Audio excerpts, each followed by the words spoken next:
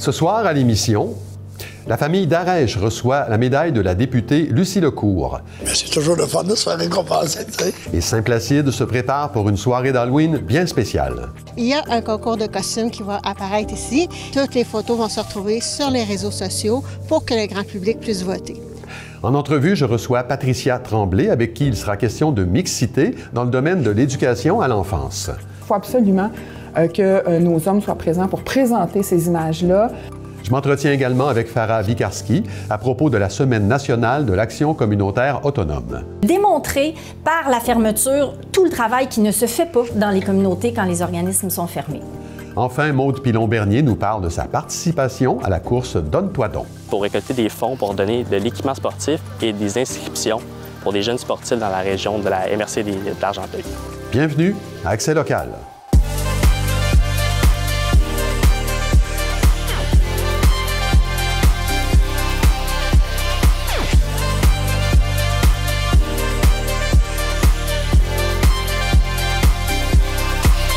Mercredi 23 octobre 2024, bon début de soirée, c'est Claude Desjardins en compagnie de Clara Maté-Genet. Bonsoir Clara. Bonsoir Claude. Lundi dernier, Clara, la députée caquiste des Plaines, Lucie Lecourt, remettait 2 médailles de la députée à la famille Darèche, qui sont des icônes du country québécois. Vous étiez sur place pour l'occasion. Oui Claude, 2 médailles remises, donc une à la famille Darèche dans son ensemble et une autre à titre posthume pour Julie Darèche, décédée en 2022. C'était une petite cérémonie qui se déroulait à La Plaine, dans la région où Mme Darèche a terminé sa vie. C'était donc pour souligner l'apport de la famille Darèche, non seulement à la circonscription, mais aussi à tout le Québec, que Mme Lecourt souhaitait remettre ces distinctions. On écoute la réaction de Paul Darèche, suivie de celle de Danny Darèche, respectivement le frère et la fille de Julie Darèche, mais aussi eux-mêmes des musiciens à succès. Ouais. C'est toujours le fun de se faire récompenser, tu sais. Ben oui, c'est le fun, puis par notre député, puis dans notre région, tu sais, tout ça, c'est le fun. Ben oui, on est très heureux. C'est un honneur pour nous de recevoir ça de l'Assemblée nationale, puis Mme Lucie, puis écoute, c'est vraiment extraordinaire. Moi, surtout pour ma mère. Ma mère Julie, qui est décédée il y a 2 ans, ben elle a fait beaucoup pour nous autres, la famille Darèche. C'était notre pilier. C'est elle qui a tout parti le bal au début de notre carrière. Puis moi, ça va faire déjà 47 ans que je fais ça, là. Fait que ça fait longtemps qu'on est là. On est là depuis quasiment 60 ans. Fait que c'est bien apprécié, tout ça. Puis sa petite médaille qu'ils m'ont donnée aujourd'hui, bien, sa belle médaille qu'ils m'ont donnée, va aller à la même place. Parce que moi, chez nous, j'ai une chambre où c'est réservé pour ma mère. Puis tous ces disques d'or, ces trophées qu'elle a eus, toutes ces choses-là, fait que la médaille s'en va là aussi. Clara, rappelez-nous un peu l'histoire de la famille Darèche et parlez-nous de leur importance dans le patrimoine musical québécois. Oui, Claude, alors ça a commencé avec Julie Darèche, née en Gaspésie, qui est très rapidement devenue une étoile montante de la musique country. Plusieurs ont aussi salué le travail qu'elle avait accompli pour les femmes musiciennes en se taillant sa place dans un milieu de la chanson qui était dominé par les hommes. Elle est connue pour sa carrière solo, sa carrière en duo aussi avec son ex-mari, avec qui elle a tourné aux États-Unis. Mais son héritage, c'est surtout sa famille, une famille de musiciens très aimés et très populaires au Québec, ayant plus d'une centaine d'albums à leur actif et des millions d'exemplaires vendus. Paul Darèche nous fait part du secret du succès de sa famille. Ben oui, une famille, ça se tient au bout, hein? Tu peux perdre tes musiciens, tu peux perdre des amis qui travaillent avec toi, tu peux pas perdre ta famille, là. Une famille, ça peut rester serré au bout tout le temps. Et qu'est-ce que c'est exactement une médaille de la députée? Alors, il y a plusieurs distinctions qui peuvent être remises par l'Assemblée nationale. La médaille de la députée est remise selon les critères de chaque député.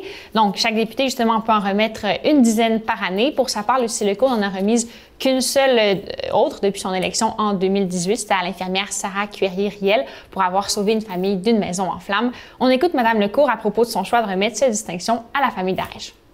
Quand je remets une médaille, c'est que l'œuvre de la personne, et dans ce cas-ci de la famille, a pu se transmettre de génération en génération et l'œuvre est éminente sur le territoire, elle est sentie sur le territoire. Puis pour ce qui est de la famille Darèche, bien évidemment, tout le côté musical, ce qu'ils ont apporté et ce qu'ils apportent encore dans nos familles au quotidien, mais c'était pour moi quelque chose qu'il fallait souligner. Oui, parce qu'il y a une nouvelle génération là, de la famille Darèche qui prend la relève. Tout à fait, Claude. Il y a Katia, Dan et Émilie Darèche qui perpétuent cet héritage familial, faisant tous les trois de la musique. On peut retrouver la famille Darèche en spectacle un peu partout au Québec et au Canada. On se laisse justement sur une performance de la chanson Que la lune est belle ce soir de la famille Darèche en 2016 avec Julie Darèche elle-même. Que la lune est belle ce soir. Quelque chose se passe en moi. Je vois filer les étoiles comme ton amour file entre mes doigts. Merci beaucoup, Clara. On se revoit plus tard dans l'émission. Il sera question de la soirée d'Halloween à Saint-Placide. À plus tard, Claude. Marie-Noëlle Closson-Duquette, avocate et ancienne présidente du conseil d'administration de la CCITB, a officiellement annoncé sa candidature à l'investiture du Bloc québécois dans la circonscription de Thérèse de Blainville. Native et résidente de Sainte-Thérèse, elle est active dans le développement économique et communautaire de la région. Elle a également été bénévole à TVBL pendant de nombreuses années, agissant comme animatrice et chroniqueuse. Madame Closson-Duquette souhaite défendre les priorités locales, notamment pour les aînés, et poursuivre le travail accompli par Louise Chabot. La MRC de Thérèse de Blainville annonce l'embauche de Stéphanie Legault en tant que nouvelle conseillère en environnement. Madame Legault vient appuyer l'équipe de la direction générale avec son expertise en gestion environnementale et devra notamment assurer le suivi du futur plan régional des milieux humides et hydriques de la MRC de Thérèse de Blainville, voire à ses modifications et sa mise en œuvre.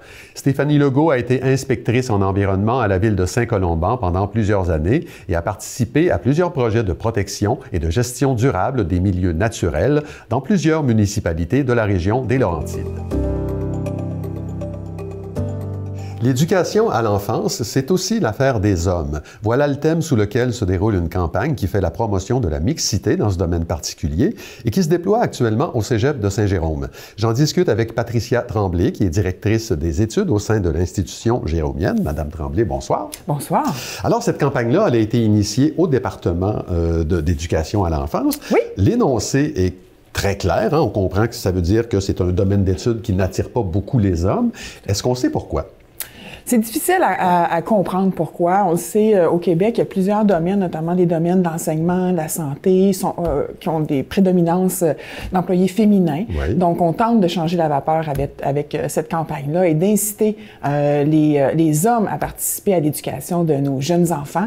Tout comme au Danemark, nous, on a fait un voyage récemment au Danemark avec nos étudiants et ils ont obtenu la parité. Donc, bon. Oui, donc on t'en donne. Oui, ça se peut. Donc, on tente d'atteindre cet objectif aussi au Québec. Quelle est la proportion des femmes actuellement par rapport aux hommes dans le milieu de l'éducation à l'enfance, tant à l'école que sur le marché du travail? Pour le marché du travail, je vous dirais que c'est peut-être 20% des gens qui sont des hommes dans le milieu d'éducation à l'enfance. Je vous dirais que c'est un peu la même chose au niveau des statistiques sur la présence d'hommes dans nos programmes. Mm-hmm. On a quand même connu depuis les 5 dernières années une augmentation du nombre d'hommes inscrits dans le programme d'éducation à l'enfance. On a fait une étude récemment sur les 5 dernières années.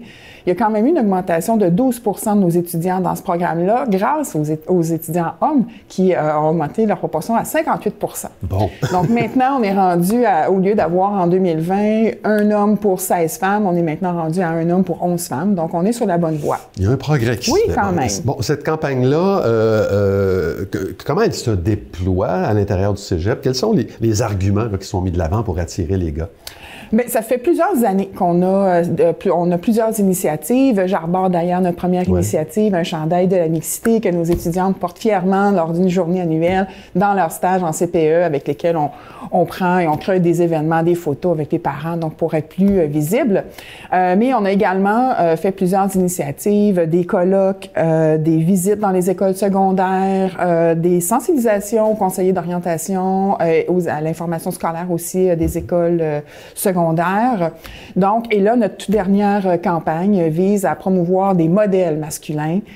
Donc, on a eu la chance, un joueur de hockey, un marathonien, un papa, un père de famille qui fait de la construction, qui est depuis 12 ans, éducateur à l'enfance, qui accueille nos stagiaires. Oui. Donc, c'est notre dernière initiative. On avait tenté l'initiative également de Victor au CPE, qui se voulait un livre Provocateur, donc on voulait provoquer les hommes en publiant l'histoire de Victor et de sa sœur Margot au CPE Pommette et Barbu, composé uniquement d'hommes. Donc les éducateurs sont des hommes, les gestionnaires sont des hommes pour voir quel impact peut avoir un homme et le modèle masculin sur les jeunes. Et à la fin, donc, les petits amis sont appelés à identifier les modèles masculins qu'ils ont dans leur CPE. Donc c'était notre initiative précédente. Vous suggérez, Mme Tremblay, que la mixité pourrait avoir des impacts positifs là, sur le développement des enfants. Qu'est-ce qui vous permet de dire ça? De quel genre d'impact on parle? C'est sûr que lorsqu'on parle d'éducation à l'enfance, on parle beaucoup d'éducation par modèle, par façon de penser. C'est sûr qu'un homme, on voit totalement, les hommes voient totalement le monde d'une façon différente. Ils ont une image on pense que les jeunes doivent voir dès la petite enfance. Donc, il faut absolument que nos hommes soient présents pour présenter ces images-là et présenter aussi une approche que nous, on développe aussi de plus en plus au Cégep de Saint-Jérôme, qui est l'approche par la nature. Donc, l'éducation à l'enfance à travers la nature, qui est une approche beaucoup plus, je vous dirais, qui attire beaucoup plus les hommes. Parce que, bon, ils bougent, c'est dans la forêt. Donc, on essaie aussi d'adapter la formation et le milieu des études à la réalité d'un homme qui souhaite bouger. Donc, c'est vraiment pour enrichir l'éducation qu'on fait à nos petits, pour leur donner des modèles signifiants masculins. Et les débouchés sont intéressants? Il n'y a pas que les CPE. Non, il n'y a pas que les CPE. Donc, on a aussi tout le volet du réseau scolaire. Je pense que vous n'êtes pas sans savoir la pénurie de personnel qu'il y a actuellement dans les CPE. Donc, partout au Québec, ce n'est pas juste dans les Laurentides. Donc, c'est sûr que oui, le marché du travail est très favorable. C'est des belles conditions. Travailler avec la jeunesse, c'est vraiment motivant. On dit souvent qu'une profession en santé, en enseignement, c'est plus une vocation, mais je dirais la même chose pour l'éducation à l'enfance. C'est vraiment de participer au développement de l'avenir. Oui, ben voilà. Ben écoutez, en terminant, je rappelle que le Cégep de Saint-Jérôme a été la première institution francophone à offrir le programme d'éducation à l'enfance. Les portes sont ouvertes pour les gars. Patricia Tremblay, merci beaucoup d'avoir été avec nous. Ça me fait plaisir. La Ville de Sainte-Thérèse annonce le lancement officiel de Mon Espace Citoyen, une plateforme numérique permettant d'être connecté à la Ville en tout temps. Cette plateforme rassemble plusieurs services offerts en ligne par la Ville, comme des avis, des alertes et des sondages. La Ville invite les citoyens à créer leur compte afin de personnaliser leurs préférences et profiter de l'ensemble des services. La Ville de Blainville met à la disposition des commerces de son territoire un programme de subvention pour l'achat de supports à vélo. Ce faisant, l'administration de la mairesse Lisa Poulain veut encourager la clientèle et le personnel de ces commerces à utiliser le transport actif. Selon Stéphane Bertrand, conseiller délégué à l'urbanisme et au développement économique, un budget de 25 000 $ est prévu pour cette initiative. Les commerces intéressés peuvent remplir le formulaire disponible en ligne, suivant la règle du premier arrivé, premier servi.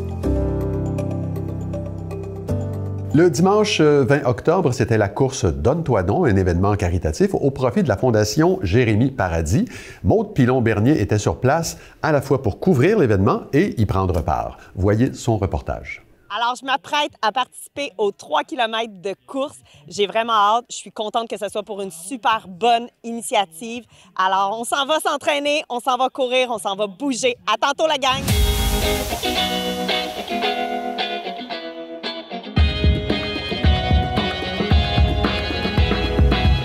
On est ici, ça fait des mois de préparation pour votre événement. Avant toute chose, je voudrais que tu me parles de la Fondation Jérémy Paradis. C'est quoi? Concrètement, c'est une fondation d'un enfant de 12 ans qui est décédé dans un accident de VTT. Après ça, ses parents ont décidé de starter une fondation en 2018 pour récolter des fonds pour donner de l'équipement sportif et des inscriptions pour des jeunes sportifs dans la région de la MRC d'Argenteuil. Puis, vous avez décidé de choisir cette fondation-là. Pourquoi? Parce que concrètement, on est 5 sportifs de nature, puis on s'est dit que c'était facile de nous pour donner une fondation qui était dans le domaine du sport. Vous êtes des jeunes étudiants qui organisez justement ça depuis plus de 6 mois. Quelle technique vous êtes? On est en technique de comptabilité et gestion. En gros, on a Luca Perrault qui s'occupe un peu plus de la finance, de la comptabilité. Après ça, on a Élodie Gagné qui s'occupe un peu plus des bénévoles, qui s'occupe de ça aujourd'hui en plus. Après ça, on a Thomas Perron. Thomas Perron, il court un peu partout sur le site parce qu'il connaît parfaitement le site. Après ça, on a Eliane Sanson qui s'occupe un peu plus des partenaires puis des commanditaires puis s'occupe que tout le bien fonctionne. Après ça, il y a moi qui fais l'animation. Je m'occupe que tout se passe bien puis que le monde ait du fun. C'est à Saint-Jérôme que vous étudiez. Pourquoi avoir choisi Murray Night et un sentier, là, justement une course en sentier pour votre événement? Murray Night, parce qu'en fait, on avait des contacts avec la ville, fait que c'était plus facile de réserver le parc. Puis justement, c'est notre partenaire officiel de la course.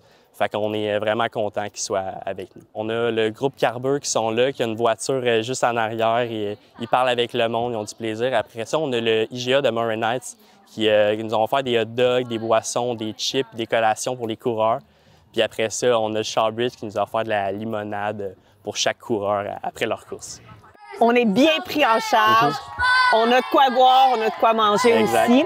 Puis, parle-nous un petit peu justement du fait que vous avez décidé de faire un projet comme ça. D'où ça l'a parti? Mais de base, c'est comme je l'ai dit un peu tantôt, on est 5 sportifs. Fait qu'on court tout un peu par-ci, par-là. Fait qu'on s'est dit, une course à pied, c'est quand même un peu simple à organiser, mais ça va nous amener de la difficulté. Fait qu'on s'est dit, on court, on va avoir de la difficulté, fait qu'on aime ça le challenge. Fait qu'on s'est dit, une course à pied, ça peut être le fun à organiser. Veux pas, c'est un projet obligatoire de l'école, mais on aurait pu choisir tout autre projet à faire. On aurait pu choisir un show d'humour, un spectacle de danse. Mais on s'est dit, on est des sportifs, fait qu'on va choisir quelque chose qui nous passionne, puis quelque chose qu'on va avoir du fun à faire.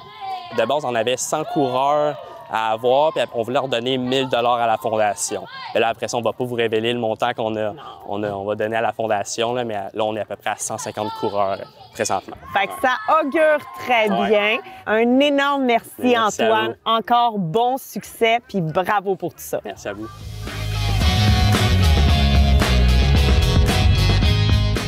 Vous avez couru aujourd'hui dans le cadre de l'événement. Qu'est-ce qui vous a poussé à participer? En fait, il faut comprendre, dans un premier temps, à notre poste, on a un étudiant du cégep de Saint-Jérôme qui nous a parlé de la Fondation Jérémy Paradis. Donc, aujourd'hui, on nous a invités à venir participer à la course de 6 km. Mon collègue et moi, y a participé, tout habillé. De façon symbolique, à travers de la vie, là, les gens, des fois, peuvent porter un certain fardeau pour avancer dans la vie, qu'aujourd'hui, on a revêtu l'équipement qui a un certain poids pour encourager les jeunes dans l'activité sportive. Qu'est-ce que vous voudriez dire aux gens qui hésitent peut-être à participer à un tel événement? Si jamais, dans le fond, là, vous sentez que vous n'êtes pas capable ou que vous avez une embûche, dites-vous que, prenez votre temps. L'important, c'est d'y participer puis de garder une activité physique dans votre vie. Ça a été difficile à certains moments. Au début, il y a une ascension. C'est un parcours aussi qui est escarpé. Il y a un certain dénivelé, mais ça fait partie du défi. Puis après ça, on a une belle descente qui nous amène jusqu'au point d'arrivée. On vous souhaite bon succès et dans l'entraînement et pour le reste. Ça me fait plaisir. Bonne journée.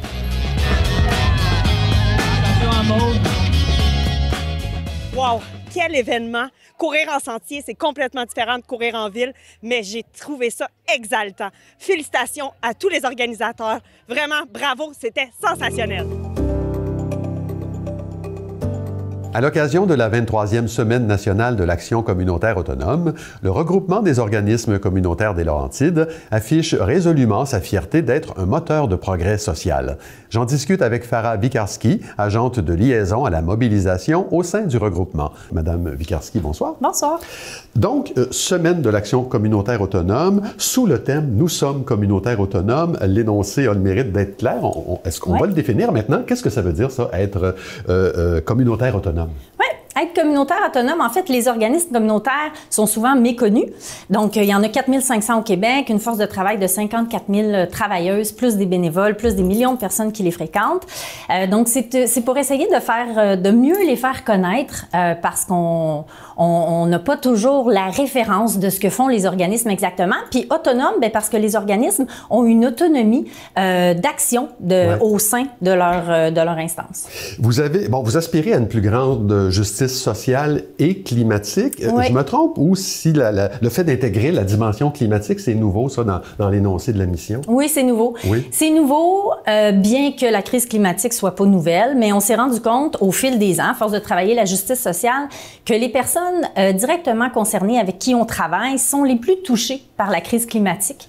Donc, forcément, le milieu communautaire doit être à l'affût de cette crise-là, puis des impacts de la crise climatique, puis des changements climatiques qui se passe sur les personnes avec qui ils travaillent. De quelle façon ils sont le plus touchés par la crise climatique? Bien, quand on peut voir des populations à plus faible revenu, donc qui vont avoir des appartements dans des sous-sols ou des locataires, ou qui vont être davantage inondés, ou des personnes qui voient le prix des denrées alimentaires augmenter, donc qui ont de la difficulté encore plus à boucler leur fin de mois. Donc, toutes les problématiques sociales qu'on voyait sont exacerbées par la crise environnementale. Toute la semaine, donc, les organismes vont afficher leurs convictions. Il y aura des webinaires aussi, parmi lesquels il s'en trouve un qui pose la question suivante. Et si nous avions une loi sur l'action communautaire autonome, je vous pose la question, qu'est-ce qu'elle dirait, cette loi?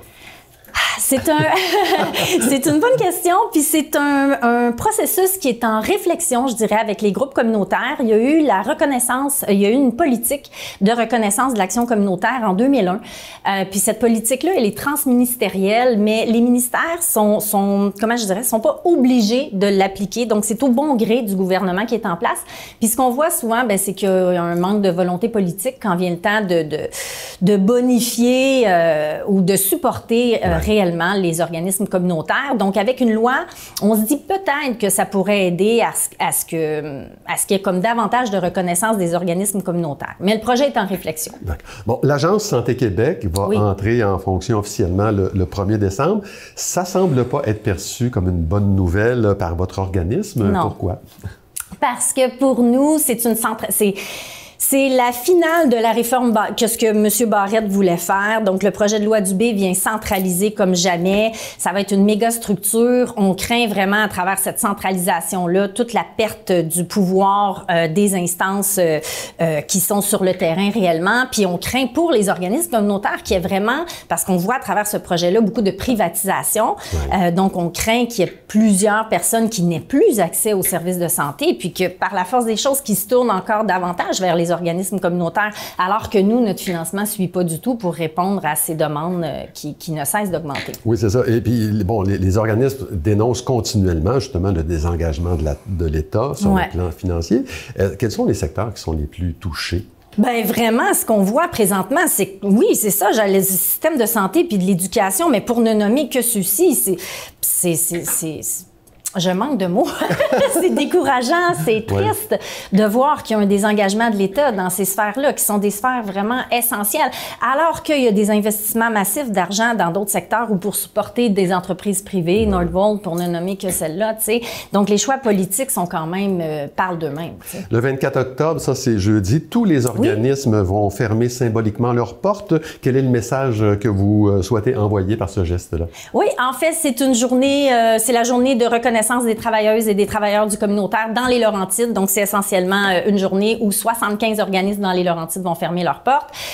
Double message, bonifier les conditions de travail essentiellement des travailleuses, donc des femmes qui sont dans le milieu, puis de démontrer par la fermeture tout le travail qui ne se fait pas dans les communautés quand les organismes sont fermés. Voilà. Bien, écoutez, en terminant, je souligne que le ROC existe depuis 30 ans. Vous représentez 160 organismes à qui vous offrez formation, accompagnement et soutien. Exact. Sarah Bikarski, toujours un plaisir. Merci beaucoup. On est de retour avec Clara Maté-Jonet. La semaine prochaine, c'est l'Halloween. Et bon, il y a plusieurs personnes, il y a plusieurs gens, plusieurs organisations qui vont souligner ça, dont la ville de Saint-Placide qui prépare une soirée festive bien spéciale. Oui, Claude, la municipalité de Saint-Placide prépare une soirée du 31 octobre pour petits et grands. Et je vous laisse découvrir ça dans notre reportage de ce soir. Ici, c'est devant l'église. On est en plein cœur du village de Saint-Placide. L'idée, c'est que on veut que Saint-Placide soit super vivant pour l'Halloween. Puis, qu'est-ce qu'on va faire? C'est que l'année passée, on a fait la maison hantée. Ça a super bien fonctionné. Le monde a répondu, ils ont adoré. Donc, on a décidé cette année que ce soit encore plus grand et ça va se passer à l'intérieur de l'église. Donc, on attend tout le monde pour qu'ils puissent venir voir, venir passer le moment de frisson là, pour que justement, ils puissent avoir beaucoup de fun. Puis, tout le monde ensemble parce qu'il va y avoir aussi l'allée des bonbons juste en avant. Ça se trouve avec les personnes qui habitent à l'extérieur du village puis qui veulent venir donner des bonbons, que ce soit avec leur véhicule, soit qu'ils vont avoir une table qu'ils vont pouvoir décorer, des choses comme ça. C'est pour ça que c'est ici, ça va être la grosse partie, ce qui va avoir plein d'activités. Je m'appelle Martine, je suis photographe. Il y a un concours de costumes qui va apparaître ici. L'idée, c'était que tous les jeunes puissent venir, les jeunes et les adultes aussi, qui viennent ici, qui se fassent photographier. Toutes les photos vont se retrouver sur les réseaux sociaux pour que le grand public puisse voter. Et après ça, on va avoir des prix pour les gagnants parce qu'on a des catégories. On a la catégorie pour les jeunes, la catégorie pour les adultes, la catégorie pour les groupes, les familles, les choses comme ça, et la catégorie animaux. Et l'affaire, qu'est-ce qui est le fun, c'est que cette année, c'est le 5e anniversaire parce que j'ai commencé ça en 2020 quand il y a eu la COVID et que là, on parlait de distanciation et ainsi de suite. Fait que pour moi, c'était super important de trouver une solution pour les jeunes, pour qu'ils puissent quand même avoir cette fête-là, parce que l'Halloween, c'est super important. Fait que d'année en année, on a commencé, on a grossi, on est rendu que maintenant, la municipalité s'est impliquée, ce qui fait qu'il va y avoir plein d'activités, puis c'est l'endroit à venir fêter à Saint-Placide cette année. Puis chaque participant, il va avoir un verre qui va être remis, qui se trouve être un cadeau souvenir. Il faut passer ici, il faut venir prendre en photo, venir en gang, venir avec la famille, avec les amis. C'est ici que ça se passe.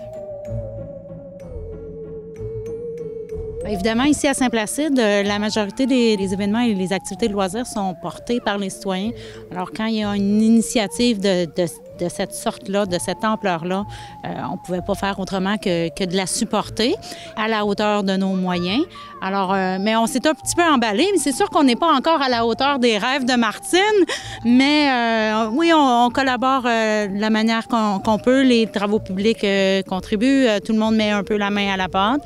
Essentiellement, notre soutien est beaucoup aussi dans la diffusion. Alors, on a une page spéciale sur notre site web avec tous les formulaires pour les inscriptions à tous les concours possibles, pour connaître aussi les disponibilités des activités, à quelle heure se passe quoi. Donc, c'est vraiment sur le site de la municipalité que ça s'est diffusé. On contribue ensuite sur les réseaux sociaux à alimenter pour les votes, les albums photos, etc. Tout ça se passe en ligne. En fait, ici, on est à la Bibliothèque municipale de Saint-Placide. C'est ici que se déroule le concours des citrouilles. Donc, les enfants sont invités à venir chercher d'abord une citrouille ici, la rapportent à la maison, la décorent et rapportent ça ici pour le soir de l'Halloween. Et les gens qui passent peuvent voter sur place là, pour la plus belle citrouille. Donc, elles sont toutes exposées ici? Oui, c'est exposé à l'intérieur si la température est trop mauvaise. Sinon, on laisse ça à l'extérieur et tout. Il y a aussi une distribution des bonbons à la bibliothèque. Il y a de l'animation ici dans tout le cœur du village. Il y a un engouement certain. On essaie chaque année, bien chaque année en fait, c'est notre 2e année, mais on essaie d'intégrer le plus de personnes possible. Cette année, on a ajouté le concours des balles de foin, qui est un petit clin d'œil à notre zone agricole, mais aussi pour donner la possibilité aux commerces qui sont à l'extérieur du village, soit d'avoir une balle de foin à leur entrée pour dire on participe, on contribue, puis ils décorent chez eux, mais ils peuvent aussi venir l'installer ici pour décorer notre allée des bonbons, venir distribuer ici. Et on installe les balles de foin là, qui actuellement ne sont pas décorées, mais qui seront décorées par les entreprises. Ils vont être affichés comme ça. C'est leur manière de pouvoir de s'impliquer dans la fête. Puis en fait, on a fait une carte interactive qui est aussi sur notre site Internet où les gens qui ouvrent leurs portes pour donner des bonbons peuvent s'inscrire, ce qui fait que les enfants connaissent d'avance le chemin qu'ils auront à faire. Et bon, évidemment, c'est une grande municipalité, donc ils ne peuvent pas parcourir tout le trajet à pied. Donc, avec la carte, ça les aide à faire les arrêts au bon endroit et ne pas oublier personne. Venez-vous-en! On vous attend. On a hâte de vous voir. Voilà, Claude, vous pouvez retrouver la carte interactive, le formulaire de participation, ainsi que toutes les informations sur le site Internet de la municipalité de Saint-Placide. Merci, Clara. On se revoit demain. À demain, Claude. Ben voilà, c'est tout pour aujourd'hui. Merci beaucoup d'avoir été là. Je vous souhaite une excellente soirée à notre antenne. Restez à l'écoute. Yoga Découverte suit à l'instant.